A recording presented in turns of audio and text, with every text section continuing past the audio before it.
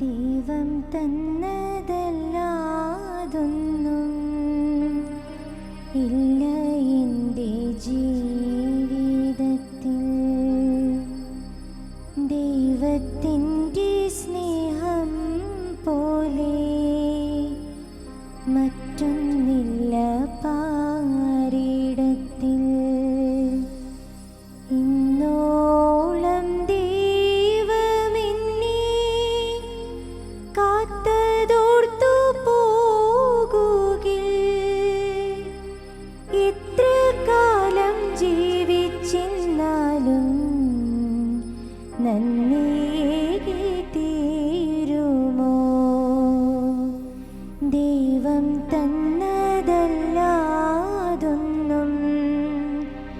ഇല്ല എൻ്റെ ജീവിതത്തിൽ. ദൈവത്തിൻ്റെ സ്നേഹം പോലെ മറ്റൊന്നില്ല പാരിടത്തിൽ. ദൈവത്തിരുസന്നിധിയിൽ രണ്ട് കരങ്ങൾ ഉയർത്തി ദൈവം തന്ന നന്മകളെ ഓർത്ത് ആദരവോടെ ബഹുമാനത്തോടെ നമുക്ക് ദൈവത്തെ ആരാധിക്കാം. യേശുവേ, ഞങ്ങൾ നന്ദി പറയുന്നു. കർത്താവേ, അങ്ങയോട് നന്ദി പറയാനല്ലാതെ ഒന്നും ഞങ്ങളുടെ ജീവിതത്തിൽ വേറെ ഒന്നുമില്ല. കർത്താവേ, അങ്ങ് തന്ന വലിയ കഴിവുകൾ, അങ്ങ് തന്ന ആരോഗ്യം, അങ്ങ് തന്ന നന്മകൾ, അങ്ങ് തന്ന സമ്പത്ത്, അങ്ങ് തന്ന വലിയ സന്തോഷങ്ങൾ, ഞങ്ങളുടെ ജീവിതത്തിലെ പരാജയത്തിലും കഴിഞ്ഞ കാലങ്ങളിൽ അങ്ങ് തന്ന ജീവശ്വാസത്തെ ഓർത്ത്, അങ്ങ് തന്ന കരുതലിനെ ഓർത്ത് നന്ദി പറയുന്നു. ഈശോയെ, നമുക്ക് സ്തുതിക്കാം, നന്ദി പറയാം. ദൈവത്തെ നന്ദിയോടെ ഓർക്കാം, ആദരവോടെ ബഹുമാനത്തോടെ ഈ ദിവ്യകാരുണ്യ സന്നിധിയിലായിരിക്കാം. മക്കളെ, നമ്മൾ അറിയുന്ന നമ്മുടെ ദൈവം, നമ്മെ സ്നേഹിക്കുന്ന നമ്മുടെ ദൈവം, നമ്മെ കരുതുന്ന നമ്മുടെ ദൈവം, നമ്മുടെ കുറവുകളും ബലഹീനതകളും നോക്കാതെ നമ്മെ അനുഗ്രഹിക്കുന്ന ദൈവത്തിന് മുൻപിൽ നമ്മെ തന്നെ നമുക്ക് സമർപ്പിക്കാം. യേശുവേ, അങ്ങ് അനുഗ്രഹിക്കണം. കർത്താവേ, ഈ ആത്മജ്വാല ശുശ്രൂഷ പങ്കെടുക്കുന്ന സകല ദൈവജനത്തെയും അങ്ങ് അനുഗ്രഹിക്കണമേ. ദൈവം തന്നതല്ലാതെ ഒന്നും ഞങ്ങളുടെ ജീവിതത്തിൽ കർത്താവേ അങ്ങ് തന്നതാണ് ഞങ്ങൾ ഇന്ന് അനുഭവിക്കുന്നത്. ഞങ്ങൾ ആഗ്രഹിക്കുമ്പോൾ അങ്ങ് ഞങ്ങൾക്ക് നൽകുന്ന അങ്ങയുടെ സൗഭാഗ്യത്തെ അനുഗ്രഹത്തെ ഓർത്ത് നന്ദി പറയുന്നു. ഈശോയെ, നന്ദി കർത്താവേ, നന്ദി കർത്താവേ, നന്ദി ദൈവമേ, നന്ദി ദൈവമേ, നന്ദി ദൈവമേ, നന്ദി ദൈവമേ. ദൈവം തന്നതല്ലാതൊന്നും ഇല്ല എൻ്റെ ജീവിതത്തിൽ. ദൈവത്തിൻ്റെ സ്നേഹം പോലെ മറ്റൊന്നില്ല പാരിടത്തിൽ.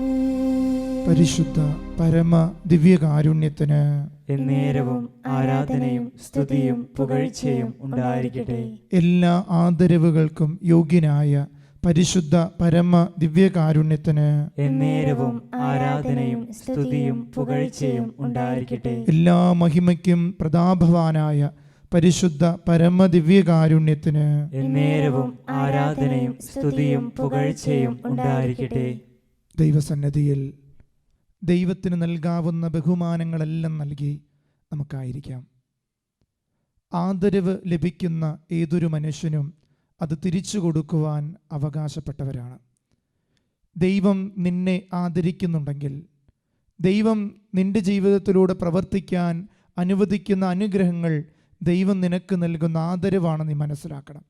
അങ്ങനെയെങ്കിൽ ഈ ലോകത്ത് നിന്നെ ഒരിക്കലും നശിപ്പിക്കാതെ സ്നേഹിക്കുന്ന ദൈവത്തിന് നീ തിരിച്ചു നൽകേണ്ടത് അതേ ആദരവല്ലേ?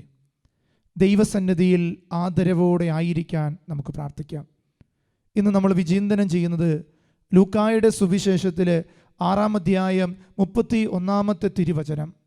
ചിന്തയ്ക്കും ഭാവനയ്ക്കും അതീതമായിട്ട് ദൈവം ഒരു വ്യക്തി ജീവിതത്തെ പഠിപ്പിക്കുന്ന മനോഹരമായ ഒരു ദൈവവചനം. വചനപ്രകാരമാണ് പറയുന്നത്: മറ്റുള്ളവർ നിങ്ങളോട് എങ്ങനെ പെരുമാറണമെന്ന് നിങ്ങൾ ആഗ്രഹിക്കുന്നുവോ അങ്ങനെ നിങ്ങൾ അവരോട് പെരുമാറണം. മറ്റുള്ളവർ നിങ്ങളോട് എങ്ങനെ പെരുമാറണമെന്ന് നിങ്ങൾ ആഗ്രഹിക്കുന്നുവോ അങ്ങനെ നിങ്ങൾ പെരുമാറണം. ദൈവം എന്നെ മനസ്സിലാക്കണം, ദൈവം എൻ്റെ കാര്യങ്ങളിൽ ഇടപെടണമെന്ന് നീ ആഗ്രഹിക്കുന്നുവോ അങ്ങനെയെങ്കിൽ നീ ദൈവിക കാര്യങ്ങളിൽ എപ്രകാരം മനസ്സു വച്ചിരിക്കുന്നുവെന്ന് നീ ചിന്തിക്കണം. അതുകൊണ്ട് സ്നേഹമുള്ളവരെ, നിൻ്റെ സഹപാഠികൾ, നിന്റെ സുഹൃത്തുക്കൾ, നിന്റെ മാതാപിതാക്കൾ, നിന്റെ ബന്ധുജനങ്ങൾ നിന്നെ ആദരിക്കണം, ബഹുമാനിക്കണമെന്ന് നീ എപ്പോഴെങ്കിലും മനസ്സിൽ ചിന്തിച്ചിട്ടുണ്ടെങ്കിൽ അത് തിരിച്ചു നൽകാൻ അവകാശപ്പെട്ടവരായിട്ട് നീ മാറണം.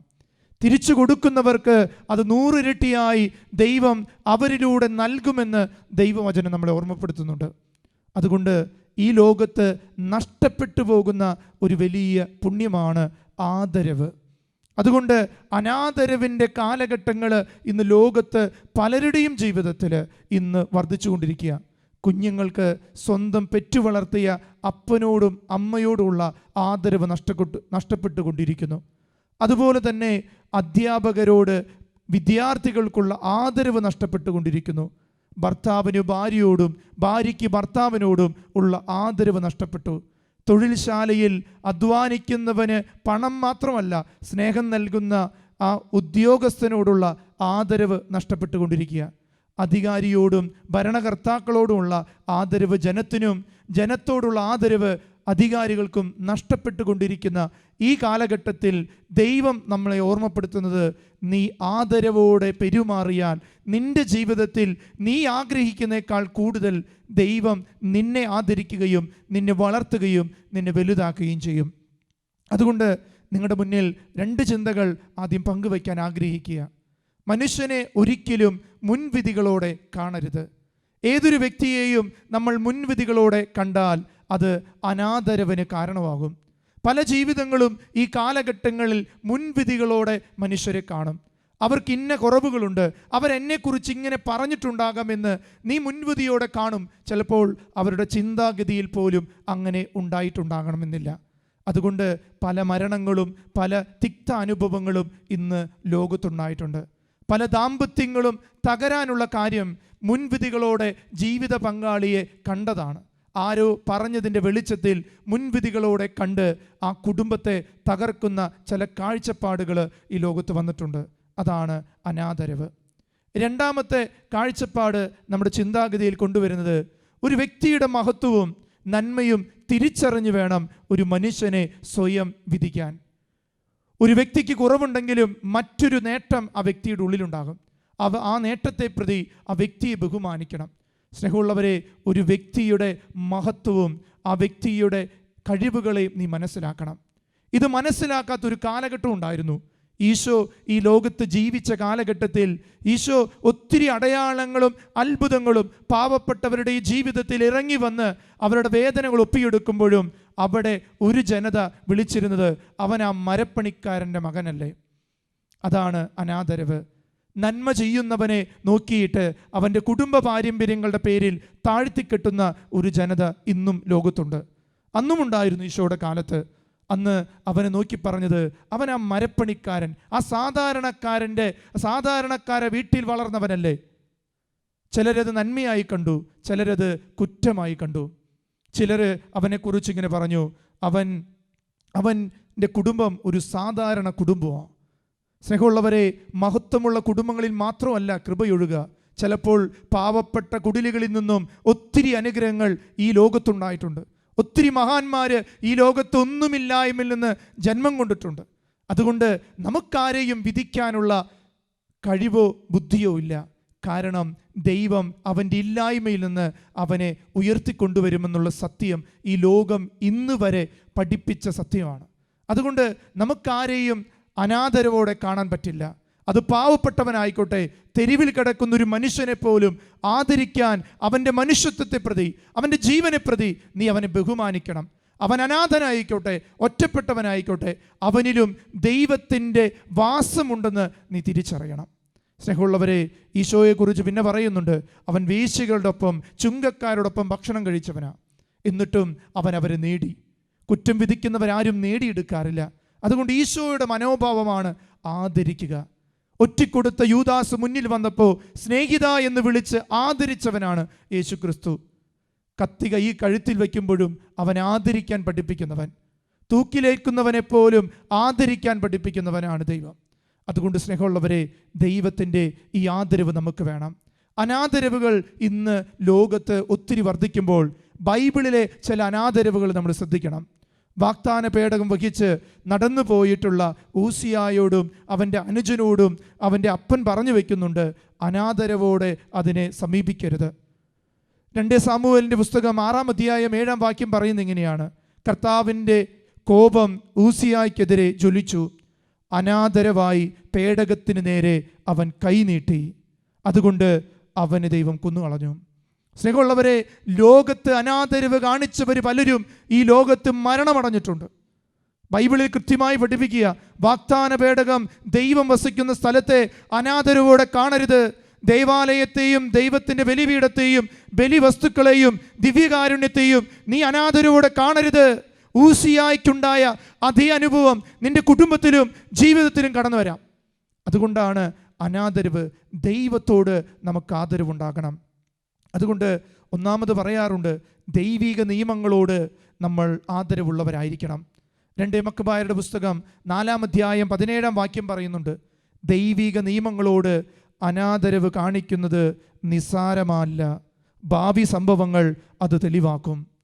ദൈവിക നിയമങ്ങളോട് അനാദരവ് കാണിക്കുന്നൊരു നിസ്സാര കാര്യമായി നീ കരുതരുത്. കാരണം ഭാവി സംഭവങ്ങൾ, ഈ കാലഘട്ടങ്ങളിൽ സംഭവിക്കുന്ന പലതും നിന്നെ പഠിപ്പിക്കും. ബലിപീഠത്തിലോ ദൈവിക കാര്യങ്ങളോടോ നീ അനാദരവ് കാണിച്ച്, പള്ളിയിലും പ്രാർത്ഥനയ്ക്കും നീ അനാദരവ് കാണിച്ച് പലതിനും നീ ചെയ്യുമ്പോൾ ഭാവിയിലെ നിന്റെ സംഭവങ്ങൾ നിന്റെ മുന്നിൽ കാണിച്ചു തരും. അതാ വചനം പറയുന്നേ, ദൈവിക നിയമങ്ങളോട് നീ കാണിക്കുന്ന അനാദരവ് നിന്റെ ജീവിതത്തിൽ ഭാവി സംഭവങ്ങൾ നിന്നെ വെളിപ്പെടുത്തും. അതുകൊണ്ട് സ്നേഹമുള്ളവരെ, അനാദരവ് പാടില്ല. ആരോടൊക്കെയാണ് നമ്മൾ അനാദരവ് കാണിക്കുക? ഒന്നാമതായിട്ട് ദൈവം വചനം പറയുന്നത്, അനാദരവ് മാതാപിതാക്കളോട് കാണിക്കരുത്. ജന്മം തന്ന അപ്പനോടും അമ്മയോടും അനാദരവ് കാണിക്കരുത്. പ്രഭാഷകന്റെ പുസ്തകം 3-ാം അധ്യായം 9 മുതൽ 14 വരെയുള്ള വാക്യങ്ങൾ നിങ്ങൾ വായിച്ചാൽ കൃത്യമായിട്ട് അറിയും. അതിലിങ്ങനെ പറയുന്നുണ്ട്, പിതാവിൻ്റെ അനുഗ്രഹം മക്കളുടെ ഭവനങ്ങളെ ബലപ്പെടുത്തും, അമ്മയുടെ ശാപം അവയുടെ അടിത്തറ ഇളക്കും. മഹത്വം കാംക്ഷിച്ച് പിതാവിനെ അപമാനിക്കരുത്. പിതാവിൻ്റെ അപമാനം അവർക്ക് ബഹുമതിയല്ല, നാശമാണ്. അതുകൊണ്ട് സ്നേഹമുള്ളവരെ, നമ്മുടെ സ്റ്റാറ്റസിനൊത്ത് ചിലപ്പോൾ നമ്മുടെ അപ്പനും അമ്മയും വളർന്നില്ലാത്തതിൻ്റെ പേരിൽ അനാഥാലയങ്ങൾ തെരുവീതിയിൽ നീ കൊണ്ടിട്ടാൽ ഈ ദൈവവചനം ചിലപ്പോൾ നിന്നെ നോക്കി വിളിക്കും, നീ അനാദരവിൻ്റെ ഒരു മകനും മകളുമാണോ? നിൻ്റെ മക്കൾ അതുതന്നെ നിന്നോട് കാണിക്കരുത്. അതുകൊണ്ട് ആദരവ് കൊടുക്കേണ്ട ദൈവം പഠിപ്പിക്കുന്ന ഏറ്റവും പ്രധാനപ്പെട്ട വ്യക്തി ദൈവം കഴിഞ്ഞാൽ മാതാപിതാക്കളാണ്. ദൈവവചനത്തിൽ കൃത്യമായിട്ട് പറയുന്നുണ്ട്, അനാദരവ് ഇവരോട് കാണിക്കരുത്. ഒന്നാമത്തത് മാതാപിതാക്കൾ. സുഭാഷിതങ്ങളുടെ പുസ്തകം 23-22 വചനം പറയുക, നിനക്ക് ജന്മം നൽകിയ പിതാവിനെ അനുസരിക്കുക, വൃദ്ധയായ അമ്മയെ നീ നിന്ദിക്കരുത്. ആദരവ് കൊടുക്കണം മാതാപിതാക്കൾക്ക്. രണ്ടാമത്തത് നമ്മൾ കൂടുതലും കാണിക്കാൻ ഇടയുള്ളത് അനാദരവ്, ക്രിസ്തുവിനെ പ്രതി ചെറുതായവരോട് നമ്മൾ അനാദരവ് കാണിക്കാറുണ്ട്. ആരാണ് ക്രിസ്തുവിനെ പ്രതി ചെറുതായത്? മത്തായി ശ്ലീഹയുടെ സുവിശേഷം 18-ാം അധ്യായം 10-11 തിരുവചനങ്ങൾ. ഈ ചെറിയവരിൽ ആരെയും നിന്ദിക്കാതിരിക്കാൻ സൂക്ഷിച്ചുകൊള്ളുവിൻ. സ്വർഗത്തിലെ ദൂതൻ അവരുടെ സന്നിധിയിൽ സ്വർഗസ്ഥനായ പിതാവിൻ്റെ മുഖം നേരിട്ട് കണ്ടുകൊണ്ടിരിക്കുക. അതുകൊണ്ട് നീ അവരെ നിന്ദിക്കുമ്പോൾ അവരുടെ കാവൽ ദൂതന്മാർ ദൈവസന്നിധിയിൽ അവർക്ക് വേണ്ടി കരഞ്ഞുകൊള്ളും. സ്നേഹമുള്ളവരെ, തിരിച്ചറിയുക, ദൈവത്തെ പ്രതി ചിലപ്പോൾ സഹനങ്ങൾ നേരിടുന്നവർ, ദൈവത്തിൻ്റെ സുവിശേഷം പ്രസംഗിക്കുന്നവർ, ദൈവത്തെ പ്രതി പാവങ്ങളെ സഹായിക്കുന്നവർ, ദൈവത്തെ പ്രതി സഹോദരങ്ങളിൽ ദൈവത്തെ കാണുന്നവർ, അങ്ങനെ ഒന്നുമില്ലായ്മയിലും ദൈവത്തിന് വേണ്ടി ജീവിക്കുന്ന പലരെയും നമ്മളിന്ന് അപഹാസ്യ പാത്രങ്ങളാക്കാറുണ്ട്. അവരെ നീ ഒരിക്കലും വേദനിപ്പിക്കരുത്. കാരണം അവൻ കുടിക്കാൻ വെള്ളം കൊടുത്തത് ദൈവത്തിനാ, അവൻ ഭക്ഷിക്കാൻ കൊടുത്തത് ദൈവത്തിനാ. നിനക്ക് ചെയ്യാൻ പറ്റിയില്ലെങ്കിലും ചെയ്യുന്നവരെ നീ അവഹേളിക്കരുത്. അവരേതെങ്കിലും നന്മ ചെയ്തതിൻ്റെ പേരിൽ കുറ്റം വിധിക്കരുത്.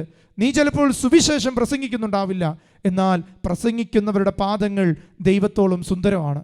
അതുകൊണ്ട് ആരെയും നീ വിധിക്കരുത്. കുറവുകൾ പലർക്കും വരാം, എന്നാൽ കുറവ് മാത്രം നോക്കി നിൽക്കുന്നവരാകരുത്. ഇനി മൂന്നാമത്തെ ഒരു കൂട്ടരെ ദൈവം പരിചയപ്പെടുത്തുന്നുണ്ട്. അത് ബലഹീനരും വേദനിക്കുന്നവരുമായ വ്യക്തികളാണ്. ഈ ലോകത്ത് ഒത്തിരി വേദനിക്കുന്നവരുണ്ട്. ചിലപ്പോൾ സ്വന്തം മക്കൾ പ്രേമിച്ച് ഒരുവൻ്റെ ഒപ്പം ഇറങ്ങിപ്പോകുമ്പോൾ നാട്ടിലുള്ള എല്ലാവരും കൂടി അപ്പനെ അമ്മയെയും ചിലപ്പോൾ ആ മക്കളെ വളർത്തിയവരെ ചിലപ്പോൾ കുറ്റം വിധിക്കാറുണ്ട്. അവരെല്ലാം നല്ലത് കൊടുത്തിട്ടും അവരെ അറിയാതെ ഇറങ്ങിപ്പോയതിൻ്റെ പേരിൽ നമ്മൾ ഒരിക്കലും അവരെ വിധിക്കരുത്. അവരുടെ വേദനകളെ ഒരിക്കലും നമ്മൾ കാണാതെ പോകരുത്. സ്നേഹമുള്ളവരെ, റോമാക്കാർക്ക് എഴുതിയ ലേഖനം 14 അധ്യായം 3 വാക്യം, ഭക്ഷിക്കുന്നവൻ ഭക്ഷിക്കാത്തവനെ നിന്ദിക്കരുത്, ഭക്ഷിക്കാത്തവൻ ഭക്ഷിക്കുന്നവനെ വിധിക്കരുത്. സ്നേഹമുള്ളവരെ, തിരിച്ചറിയണം, ഭക്ഷിക്കുന്നവനും ഭക്ഷിക്കാത്തവനും ഒരുപോലെ ദൈവത്തിൽ നിന്ന് അനുഗ്രഹം കിട്ടുന്ന നമ്മൾ പരസ്പരം വിധിക്കരുത്. അത് അനാദരവിന് കാരണമാണ്. അവസാനമായിട്ട് സഭയെ നമ്മൾ അനാദരവോടെ കാണരുത്, സഭയെ ആദരവോടെ കാണണം. സഭയിൽ കുറവുകളും പോരായ്മകളും ഉണ്ടാകും, എന്നാൽ സഭയുടെ കൂട്ടായ്മയാണ് ഇന്ന് നമ്മുടെ ജീവിതത്തിൻ്റെ വളർച്ച.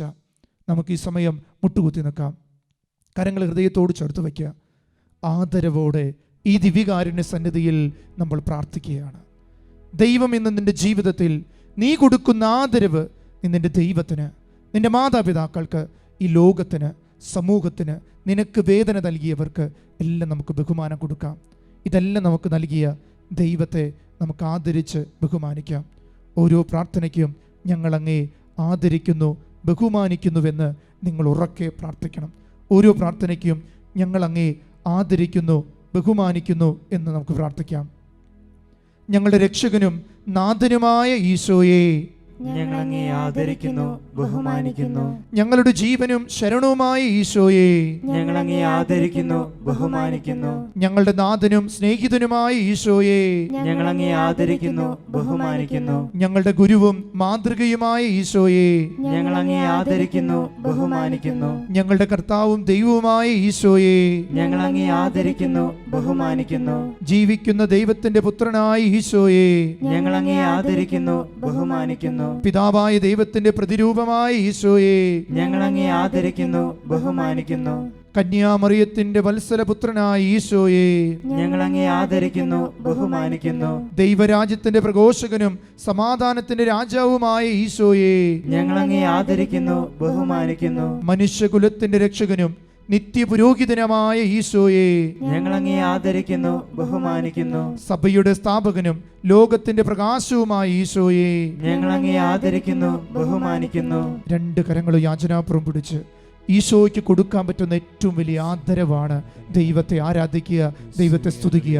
ത്രിയേക ദൈവത്തെ ഒന്ന് ആരാധിച്ച് സ്തുതിച്ച് നന്ദി പറഞ്ഞ് ഹല്ലേലൂയ, ഹല്ലേലൂയ. യേശുവേ, നീ എനിക്കായി നൽകിയതിനെ ഓർത്ത് നന്ദി പറയുന്നു. യേശുവേ, നീ എനിക്ക് തന്ന കരുതലിനെ ഓർത്ത് നന്ദി പറയുന്നു. നീ എനിക്ക് തന്ന എല്ലാ സമ്പത്തിനെ ഓർത്ത് നന്ദി പറയുന്നു. നീ എനിക്ക് നൽകിയ എല്ലാ അനുഗ്രഹങ്ങളെ ഓർത്ത് നന്ദി പറയുന്നു. യേശുവേ, നന്ദി. Hallelujah, hallelujah, hallelujah, hallelujah. യേശുവേ, യേശുവേ, നീ എനിക്കായി ഇത്രയേറെ സ്നേഹമേകാൻ അടിയനിൽ യോഗ്യതയായി എന്തു കണ്ടു നീ? സ്നേഹമേ,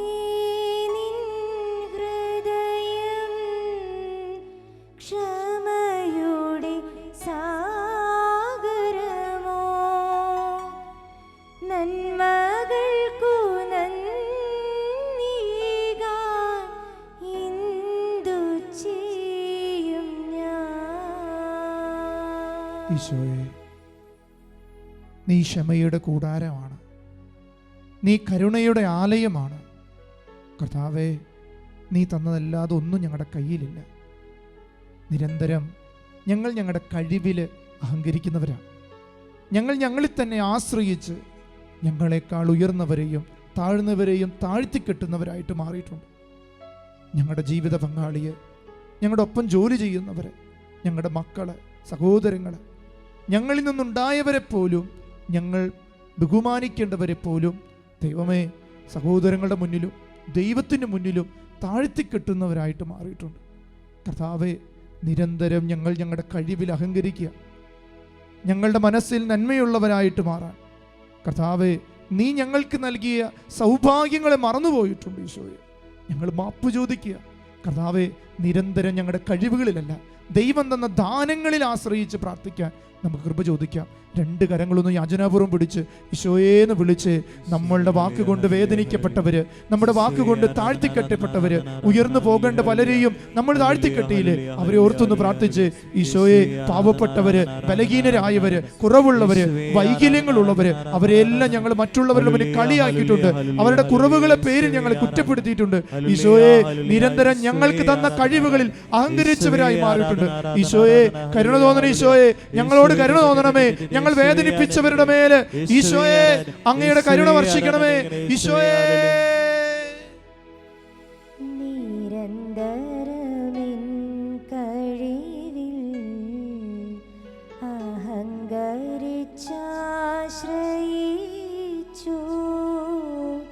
പലരുടെ സന്മനസാൻ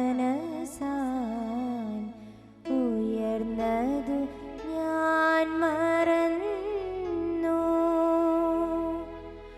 അടച്ചൊരു കോട്ടപോലായി ഹൃദയത്തിൻ വാതിലെന്നും എളിയവർ വന്നിടുമ്പോൾ തിരക്കിൻ്റെ ഭാവമെന്നും ഈശോ പറയൂ നീ, ഞാൻ യോഗ്യയോ? യേശുവേ, നീ എനിക്കായി എല്ലാ അനുഗ്രഹങ്ങളും നന്ദി പറയാം. ഇത്രയേറെ സ്നേഹമേകാൻ അടിയനിൽ യോഗ്യതയായി എന്തു കണ്ടു നീ? നമുക്ക് കരങ്ങളെ യാചനാപൂർവ്വം പിടിക്കാം. ഒത്തിരി സ്നേഹിച്ച ദൈവം, അവനും ഈ ലോകത്ത് ഒത്തിരി സ്നേഹം കൊടുത്തു, പ്രിയപ്പെട്ടവർക്കല്ല. എന്നാൽ അവരെല്ലാം അവനെ ക്രൂശിച്ചു, അവനെ പീഡിപ്പിച്ചു, എന്നിട്ടും അവൻ സ്നേഹിച്ചു. നമ്മുടെ ജീവിതത്തിലും ഒത്തിരി സ്നേഹിച്ചവർ നമ്മളെ അനാദരോടെ കണ്ടിട്ടുണ്ടാവും, വേദനിപ്പിച്ചു. ചിലപ്പോൾ നമ്മുടെ മക്കളായിരിക്കാം, കുടുംബമായിരിക്കാം, നമ്മുടെ അധ്വാന ഇടങ്ങളിലായിരിക്കാം. എന്ന മക്കളെ നമ്മൾ ഈശോയിലേക്ക് നോക്കി, ഈശോയ്ക്ക് അതെല്ലാം ക്ഷമിക്കാനും സ്നേഹിക്കാൻ പറ്റിയെങ്കിൽ ഒത്തിരി ഒത്തിരി സ്നേഹിച്ചവരെല്ലാം നിന്നെ വിട്ടുപിരിയുമ്പോഴും നീ ദൈവത്തിലേക്കൊന്ന് നോക്കി, ദൈവം നിന്നെ കൈവിടില്ല. അവനും ഇതുപോലെ നമുക്ക് മുൻപേ മുറിവേറ്റവനല്ലേ? എന്തിനു വേണ്ടിയാ? നിന്റെ മുറിവുണക്കാനാ. കർത്താവേ, എന്നെ വേദനിപ്പിക്കുന്നവരെല്ലാം കര ഉയർത്തി ആദരവോടെ അവരെ അനുഗ്രഹിക്കാൻ എൻ്റെ കരങ്ങൾക്ക് അഭിഷേകം നൽകണമേ. എന്നെ ഒറ്റപ്പെടുത്തുന്ന എൻ്റെ ജീവിത പങ്കാളി, മക്കൾ, സഹോദരങ്ങൾ, എന്നെ തല്ലുന്നവർ, എന്നെ വേദനിപ്പിക്കുന്നവർ, കുറ്റപ്പെടുത്തുന്ന എല്ലാവരെയും ഈ ദിവ്യകാരുണ്യ സന്നിധി വയ്ക്കുന്നു. ഈശോയെ, നിന്റെ കരുണയ്ക്ക് മുന്നിൽ അവരെ അനുഗ്രഹിക്കണമേ. രണ്ട് കരങ്ങൾ യാചനാപൂർവ്വം പിടിച്ച് നമ്മൾ ഇന്ന് വരെ മറ്റുള്ളവരുടെ മുന്നിൽ താഴ്ത്തിക്കെട്ടിയവരെ, നമ്മളെ വേദനിപ്പിച്ച എല്ലാവരെയും ഓർത്ത്, കർത്താവെ, അവരെ ഞങ്ങളെക്കാൾ കൂടുതൽ അനുഗ്രഹിക്കണമേ എന്ന ആഗ്രഹത്തോടെ ഒന്ന് പ്രാർത്ഥിച്ച്. ചിലപ്പോൾ നമ്മുടെ അപ്പനായിരിക്കാം, അമ്മയായിരിക്കാം, സഹോദരങ്ങളായിരിക്കാം, അമ്മായിമ്മയായിരിക്കാം, അധ്യാപകരായിരിക്കാം, സുഹൃത്തുക്കളായിരിക്കാം, ആരുമായിക്കോട്ടെ, അയൽവക്കങ്ങളായിരിക്കാം, എല്ലാവരെയും കർത്താവെ, അങ്ങയെ മുറിപ്പെടുത്തിയവരെ, അങ്ങയോ കുത്തി മുറിവേൽപ്പിച്ച ഒറ്റക്കണ്ണൻ പടയാളിയെ പോലും ആദരവോടെ അവന്റെ കണ്ണു തുറന്നു കൊടുത്ത ദൈവമേ, ഈ ദിവ്യകാലത്ത് ജീവിക്കുന്ന ദൈവമേ, ഈ സമയം എല്ലാവരെയും അങ്ങ് അനുഗ്രഹിക്കണമേ. എല്ലാവരുടെ മേലെ കൃപ കൊടുക്കണമേ. അങ്ങയുടെ വലിയ ശക്തി, അങ്ങയുടെ വലിയ കൃപ എല്ലാവരുടെ മേലും കർത്താവെ അങ്ങ് നൽകി അനുഗ്രഹിക്കണേ ഈശോയെ. ഒത്തിരി ഒത്തിരി സ്നേഹിച്ചോരെല്ലാം ഒത്തിരി നൊമ്പരം തന്നിടുമ്പോൾ നെഞ്ചു തകർന്നു കരയുമ്പോഴെന്നെ നെഞ്ചോട് ചേർക്കുമേ ഈശോനാഥാ. ഞങ്ങൾ കരുണയായിരിക്കണമേ കർത്താവേ, അങ്ങയെ സ്നേഹിക്കാനുള്ള വലിയ കൃപ ഞങ്ങൾക്ക് നൽകണമേ യേശുവേ. ആരാധന ആരാധന ആരാധന. Hallelujah hallelujah hallelujah hallelujah hallelujah യേശുവേ. ആരാധന ആരാധന ആരാധന. കർത്താവേ, ഞങ്ങളോട് തെറ്റ് ചെയ്തവരോട് ക്ഷമിക്കാനുള്ള വലിയ കൃപ ഞങ്ങൾക്ക് നൽകണമേ. നിങ്ങളോട് ദ്രോഹം ചെയ്തവരോട് ക്ഷമിക്കാനുള്ള വലിയ കൃപ നൽകണമേ. ഞങ്ങളുടെ ഭവനങ്ങളിലേക്ക് കടന്നു വരണമേ കർത്താവേ. ദൈവത്തിൻ്റെ സ്നേഹം അനുഭവിക്കുവാൻ, ആഴത്തിൽ നിന്നെ സ്നേഹിക്കുവാനുള്ള വലിയ കൃപ ഞങ്ങൾക്ക് നൽകണമേ. യേശുവേ ആരാധന ആരാധന ആരാധന. Hallelujah hallelujah hallelujah hallelujah. യേശുവേ ആരാധന ആരാധന ആരാധന. Hallelujah hallelujah hallelujah. പരിശുദ്ധ പരമാ ദിവ്യകാരുണ്യത്തിനെ എന്നേരവും ആരാധനയും സ്തുതിയും പുകഴ്ചയും ഉണ്ടായിരിക്കട്ടെ. പരിശുദ്ധ പരമാ ദിവ്യകാരുണ്യത്തിനെ എന്നേരവും ആരാധനയും സ്തുതിയും പുകഴ്ചയും ഉണ്ടായിരിക്കട്ടെ.